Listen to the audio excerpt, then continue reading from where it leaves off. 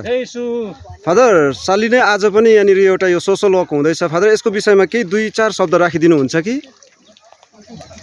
बितेको साल हामीले केबिन नुवारकोमा धान रोप्यौँ यो वर्ष चाहिँ हामी फिलिप रुचालको घरमा धान रोप्ने मौका पाएका छौँ यसरी धेरै सङ्ख्यामा आएका छन् हाम्रो बाउहरू आमाहरू धान रोप्नलाई आएका छन् त्यो हाम्रो लागि सु अवसर हो एउटा मण्डलीको एउटा यथाशक्ति गुहार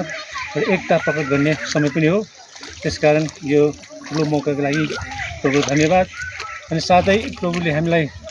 आकाशमा उड्ने चराहरूलाई धरतीमा बस्ने मानिसलाई आहार दिनुभएको छ